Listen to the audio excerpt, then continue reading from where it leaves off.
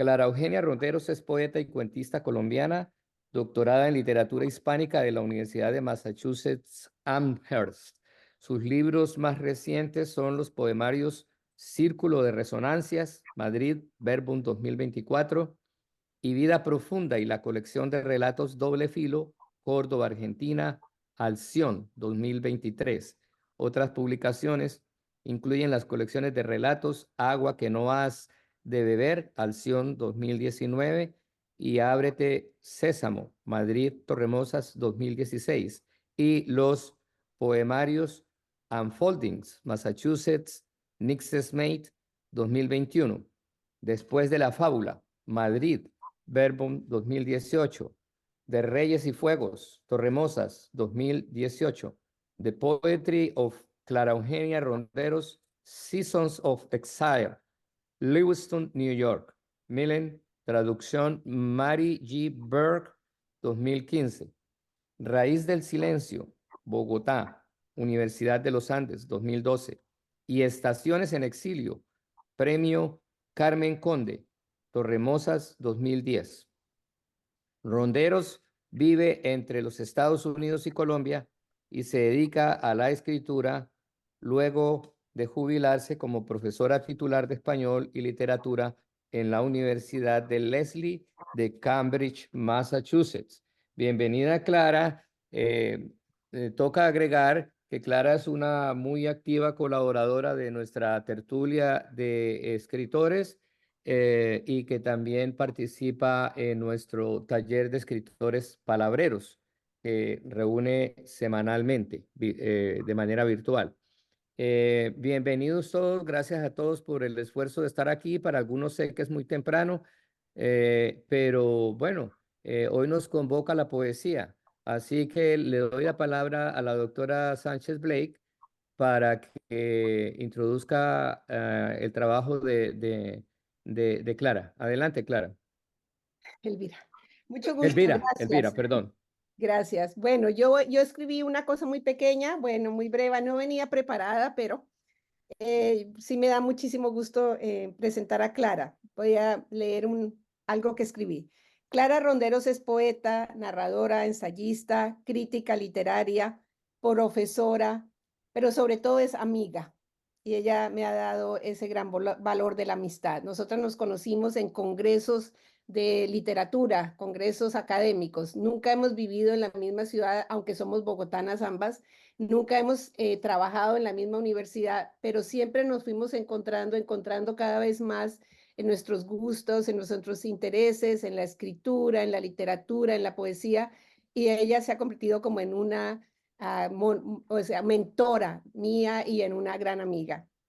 Quiero decir que para Clara el lenguaje es un arte, las palabras un componente que hay que saber combinar porque cada letra, cada vocablo tiene un poder y un sentido. Ella juega con las palabras para convertirlas en versos, en estrofas y muchas veces en una acrobacia literaria, porque ella es como una malabarista que ordena, distribuye, desordena las unidades del lenguaje y sabe hacerlo. La labor poética es entonces como una obra de relojería, es una articulación meticulosa y cada componente para ella tiene que dar sentido, que muchas veces se convierten en enigmas y jeroglíficos que el lector debe descifrar.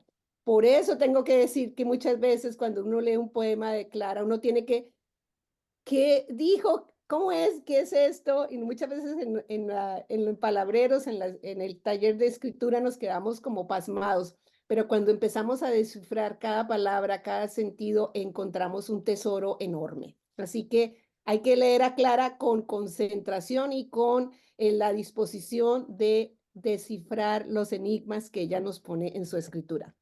En Círculo de Resonancias, la voz lírica habla desde la cotidianidad, sin tragedias ni dramas, rescata de la indiferencia el silencio de las niñas, la voz de las mujeres y el derecho a ocupar un espacio. Estos poemas son voces atenazadas que surgen de rendijas, entre muros, de cárceles, olas, entre sueños. Hay una epígrafe de Vicente Alexandre que dice, y la palabra que torpe vientre hinchado.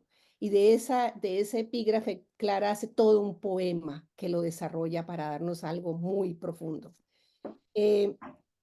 Las palabras son también esos tesoros que escondían las abuelas en los colchones, que así como las abuelas escondían antes esos tesoros, cualquier pesito que tenían en los colchones, Clara lo convierte en cómo las mujeres han por siglos escondido sus palabras, sus poemas, sus escritos, pero que ahora hacemos público y somos capaces de lanzarnos y de sacar del colchón. Eso me parece lindo en sus poemas. También son espectros en una casa vacía, habitada por sombras que retroceden, callan y se ocultan en una pugna por encontrar la salida.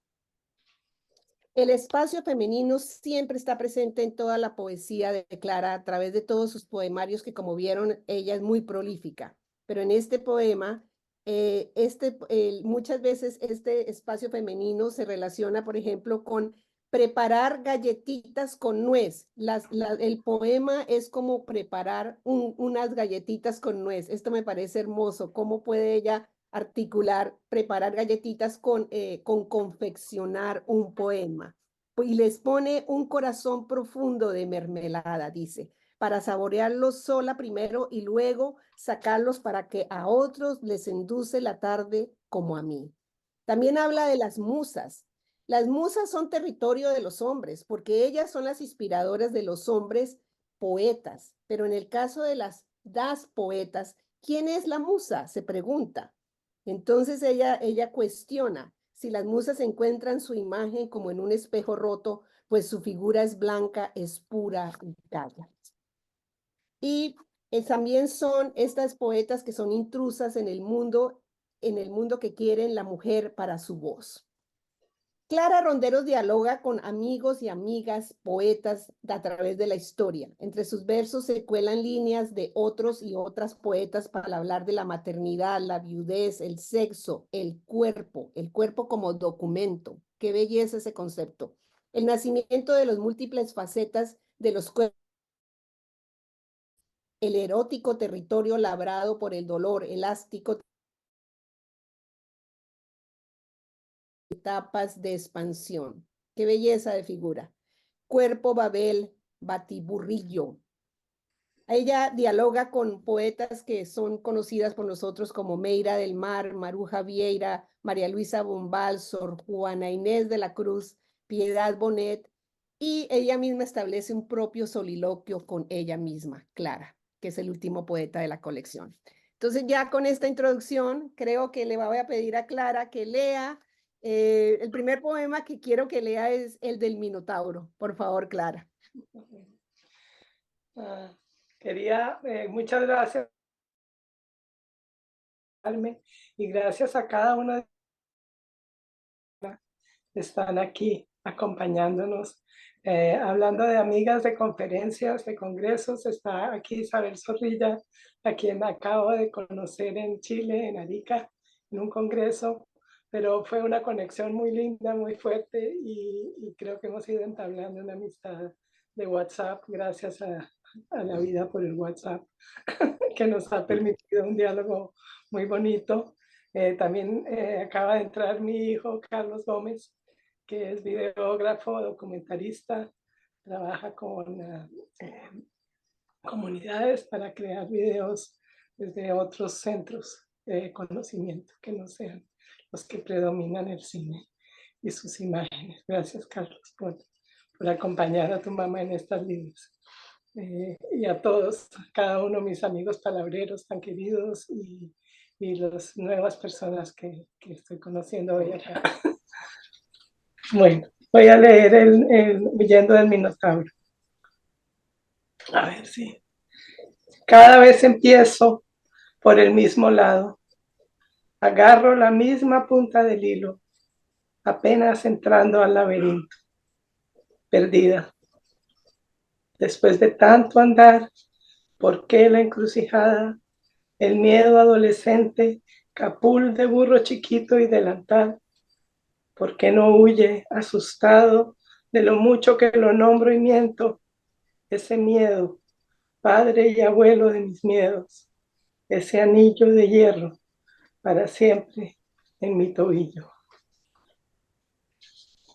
Y tal vez, Elvira, quiero leer el que tiene el epígrafe de Alexandre. Sí, claro, lo que quieras. Se llama Temor y Silencio. Y esta primera parte del libro habla de eso, del miedo. Se llama Padre y Abuelo de mis miedos, y son todos los poemas como que preceden, es el esfuerzo por vencer ese miedo. Y todos los poemas más o menos lidian con ese tema. Profundo se agita el mar, ola con ola, profuso en su cárcel, salado y verde contra las murallas. Se finge calmo y dormido al otro lado del muro. Se finge murmullo lento. Se finge acuario. Brama por dentro y sube de espuma hasta el límite oscuro de la pared de piedra. Cadáveres hinchados flotan sobre su espuma violenta de blancura. Belleza. Violenta de blancura. Precioso. Esa imagen de la espuma violenta de blancura. Wow. Bueno, pues el libro tiene varias partes, entonces esa es la primera parte. El último poema de esa primera parte lo quería leer ahora Cecilia, que es nuestra compañera declamadora. Madurez. Esa niña se asusta, parada en zancos de mujer. Esa niña asustadiza y olvidada. Pero allí está, agazapada bajo su abrigo, protegiéndose apenas del dolor. Hace bulto. Hago bulto, se dice. Calla para que nadie sepa su secreto. Y se mueve con mesura. Mira como desde el fondo de un pozo, casi sin revelar su torpeza, confundida entonces con gravedad o sapiencia. El miedo entre de un forro, la culpa bajo un sombrero, enguantadas las manos que no saben o no pueden agarrar. Desgarrada, se cansa de pies en el estribo para parecer más grande.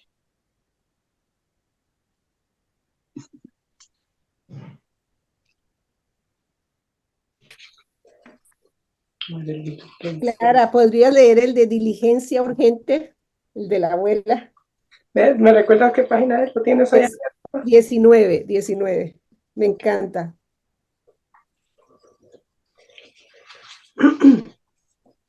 Diligencia urgente.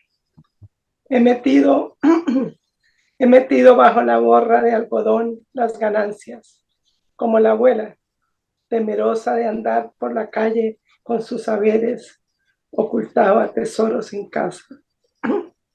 Abultada superficie donde el sueño se hace difícil. Hoy sacudo mi escondite y consigno estas cifras a mi nombre, buscando al mundo, lanzando al mundo el escándalo de hacer público lo sucedido a puerta cerrada. Esta noche podré dormir en paz. Miedos. Entonces, para ser un poco más positiva, la segunda parte se llama Corre una brisa prometedora. Entonces ya pareciera que ese miedo, esa lucha con el miedo empieza a vencerse, ¿no?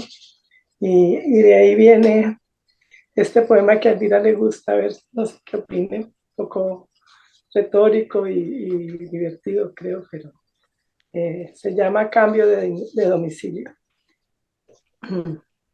Dice así: abandono los suburbios de la ciudadela amurallada de la poesía, fortaleza que encierra a tantos caballeros y a unas pocas Juanas de Arco que derribaron la puerta o entraron a escondidas en trajes de hombre. Muchos con caspa y con barriga, muchos con lenguas viperinas y espejuelos viven en sus calles ruidosas. Otros se hospedan en palacios o mausoleos, o se pasean en carrozas, ya desprovistos de palabras. Hay algunos más grandes, como dioses o reyes de la augusta ciudad de poesía.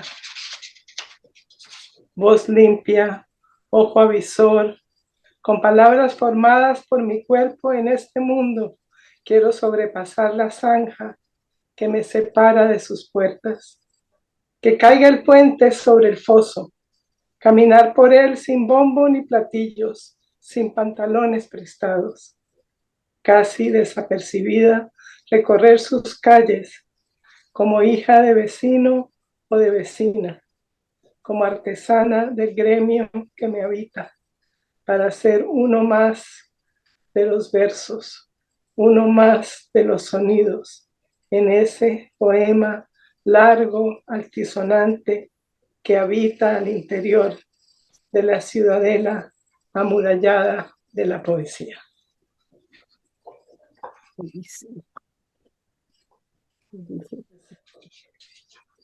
Ese poema tiene una anécdota. Estaba leyendo algún de nuestros famosos poetas colombianos muy entronizados y decía, sí, es muy bueno y tiene algunos poemas muy buenos, pero hay tantas mujeres que he leído tanto mejores y que no están tan entronizadas. Y como que esa reflexión me puso a escribir ese poema ese día. También hay unos poemas que escribo porque necesito escribirlos, como que si no sale, me enloquezco. Y hay otros más difíciles que me cuesta más, que trato de expresar algo más preciso. Y a veces me gustan porque son poemas que me dan mucho trabajo. Este se llama Lo difícil. Y tiene una cita de un poeta persa, urdu, que se llama Jalib, es un poeta hindú, creo que hoy en día se considera de la India, pero no era la India en ese momento, de Jalib, que es un poeta que me encanta, que descubrí como profesora de literatura. I have to write what is difficult, otherwise it's difficult to write. Se llama Lo difícil. Poema acertijo. Cada clave un pedazo de la lengua, desprendido de la rama, fruto maduro del ocio, algo que se cuece, que se mezcla y se convierte en un ser vivo. Es difícil madurar lo cotidiano. Es difícil un pedazo de español cifrando frutos. Más difícil aún es no intentarlo. Bueno, entonces confección, que es un poema de un día que estaba de muy buen humor, como alegre, escribiendo con gusto. Dice así: me pongo a hacer poemas como quien hace galletitas con nuez y les pone un corazón profundo de mermelada. Quiero que se cocinen bien y saborearlos sola primero. Luego sacarlos para repartir, que a otros les endulce la tarde, como a mí. En una caja de latón los guardo hasta ese día, para que frescos y gustosos los devore una boca que no los preparó. Pronto serán suyos, parte de su goloso organismo, de su energía y su calor. Yo con este poema me pregunto muchas cosas. Esta relación de la comida, de confeccionar una galletita, además porque dices galletita, no dices galleta, sino galletita con nuez. Y yo me pregunto, ¿cuántos poemas masculinos hablan de confeccionar una comida? Me gustaría saber, no lo sé, no he hecho esa investigación. ¿Ustedes me pueden contar alguno? Me gustaría, porque esto es un espacio tan femenino y tan propio, ¿no? Y yo además conozco la cocina de Clara porque ella cocina delicioso, entonces puedo atestiguar que su cocina es tan deliciosa como su poesía. Entonces fue un poema, una compañera de trabajo me regaló este poema de Julián del Casal, que decía: esa diosa es mi musa adorada, la que inspira mis cantos fugaces. Y yo dije, ay, dale con las musas. y empecé a escribir esto, que me ha tomado muchos años de corregirlo hasta en las pruebas del libro. Tuve que hacerle 20 correctos, como que el pobre corrector ya debe estar frito conmigo, porque es un juego que es un poco atípico de lo que yo escribo.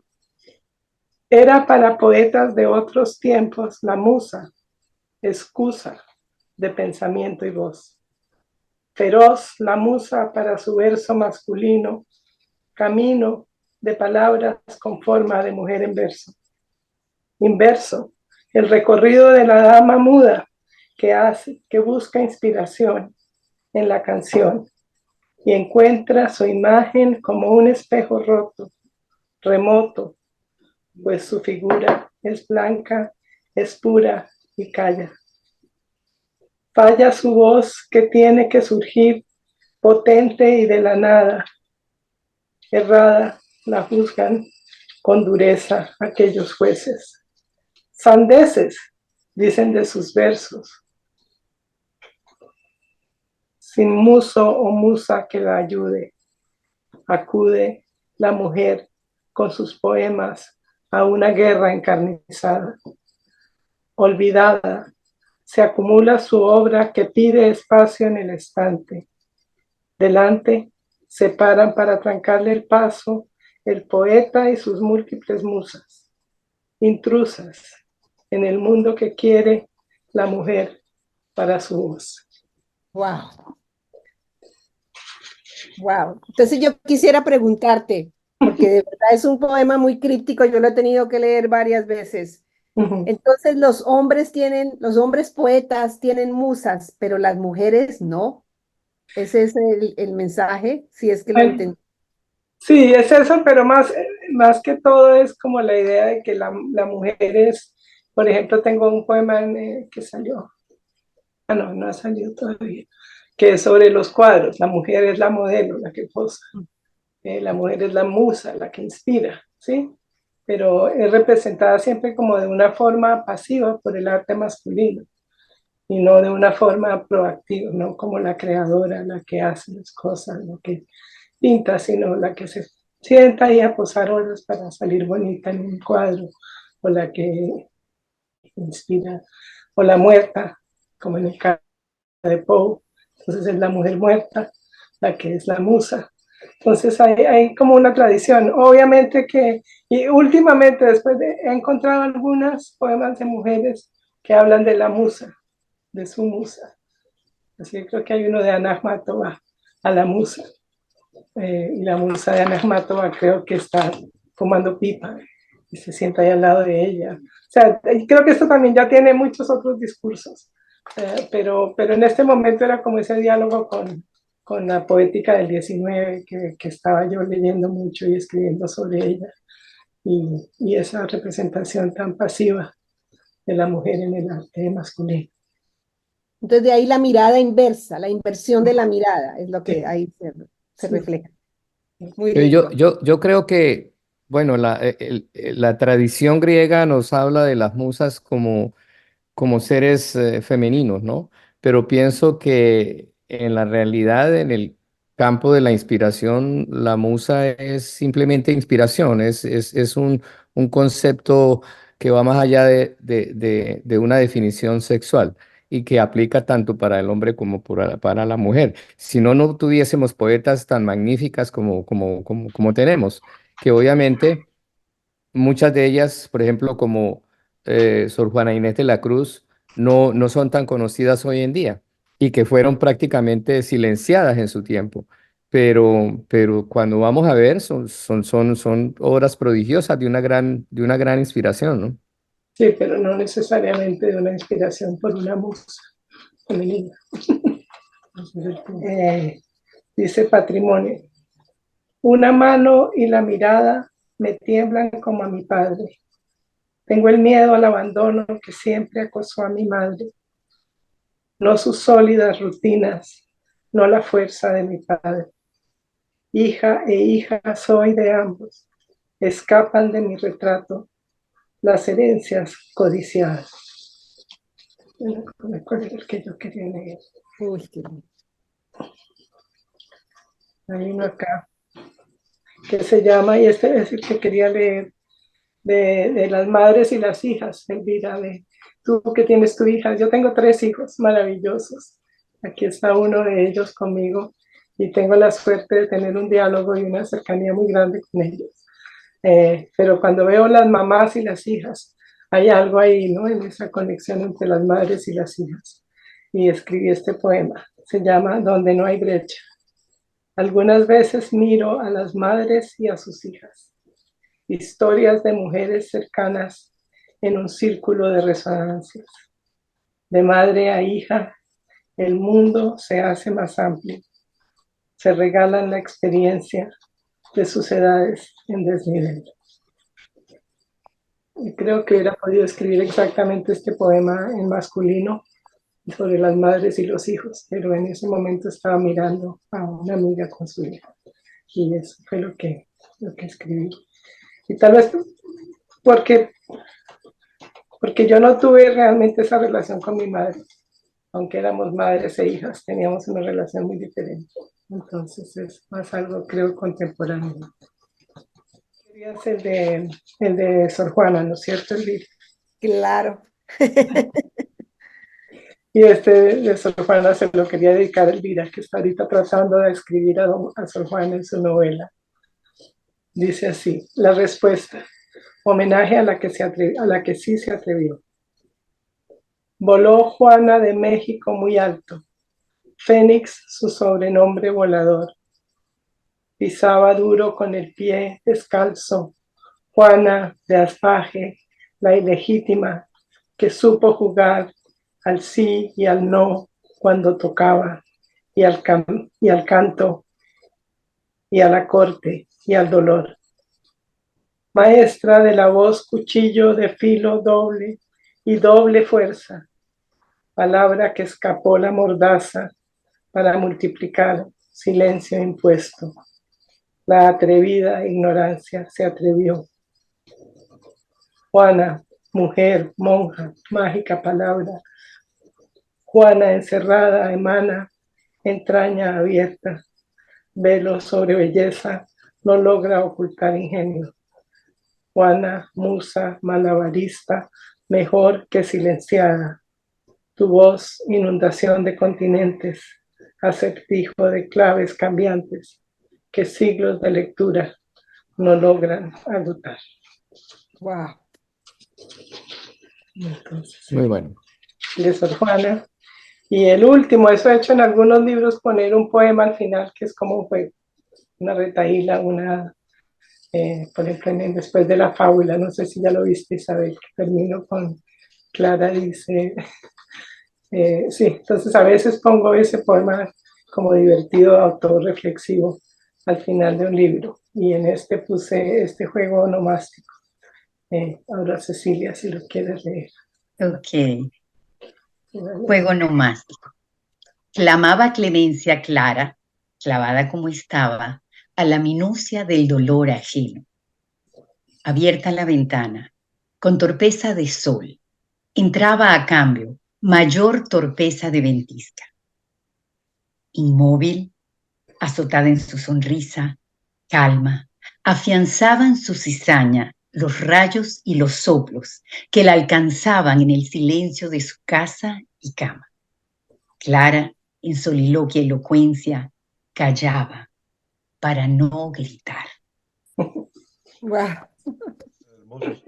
Carlos, ¿qué se siente uno con tener una mamá tan poeta como Clara? No, pues, gracias por la pregunta y por incluirme y por este evento. Yo estoy muy orgulloso siempre estoy muy orgulloso de mi mamá, pero ahorita en este momento de verla, pues, y pues yo creo que ella siempre, desde joven, pues siempre fue una influencia de su trabajo, siempre estaba ahí. O sea, ahora de grande uno cae en cuenta que no era tan común, o que no era tan dado. Y ahora la veo como una persona muy valiente, que se atreve a escribir de cosas que son difíciles a veces de tocar ¿no? Entonces, pues la relación va evolucionando como todas las relaciones de padre e hijo, pero en lo creativo creo que tenemos un diálogo que a mí me ha nutrido mucho en mi trabajo también. Yo tengo una pregunta para Clara en esta discusión. Obviamente hay un feminismo que resuena en tu poesía.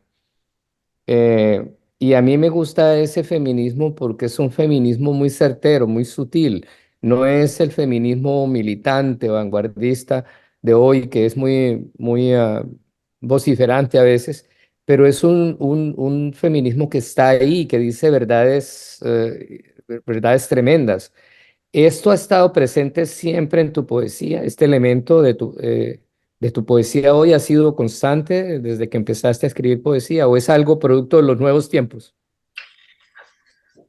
Pues en ese poema de la ciudadela de la poesía digo escribir con mi cuerpo, ¿sí? Siempre escribo siempre soy una mujer escribiendo, nunca soy un ser abstracto escribiendo. Y en ese sentido mi poesía siempre es femenina, pero no siempre es feminista. Creo que este libro lo recogí, lo armé más que todo alrededor de eso, que es algo nuevo, creo, para mí, poner una voz tan explícitamente feminista. He tenido discusiones cuando presenté después de la fábula, la persona que me presentaba insistía que ese libro era feminista. Y me he dado cuenta del eco que ha tenido ese libro, que sí era bastante feminista, pero en el momento yo lo veía más como femenino, como hablando desde la voz de una mujer, pero no necesariamente argumentando como La Musa. La Musa sí es un poema feminista, definitivamente. ¿No? Y hay otros acá muy feministas, muy un poquito más claramente definiéndose desde ese punto de vista. En cuanto a lo que dijo Carlos, quería también responder. Carlos, como les dije, cineasta, y tenemos verdaderamente un diálogo creativo muy interesante. Carlos es lector de poesía, le encanta la literatura también, y es traductor, y es muy preciso con el lenguaje. Así que a veces cuando yo le voy algo a leer y le digo, mira esto, ¿qué tal te parece? Mira esta palabra, mamá, esta palabra no. Yo puedo creer que este personaje diga esto, pero no usa esta palabra. Y sí, efectivamente me hace ver exactamente. Entonces, sí, a tu pregunta, a veces es miedoso. A mí Elvira me cuesta porque ante mis hijos, pues yo soy la mamá, primero que todo, antes que la poeta. Que Clara Ronderos detesta, y eso lo sé, o por lo menos combate totalmente, es lugar común, las frases hechas, las palabras que se repiten, que todo el mundo dice, eso para ella es un pecado capital.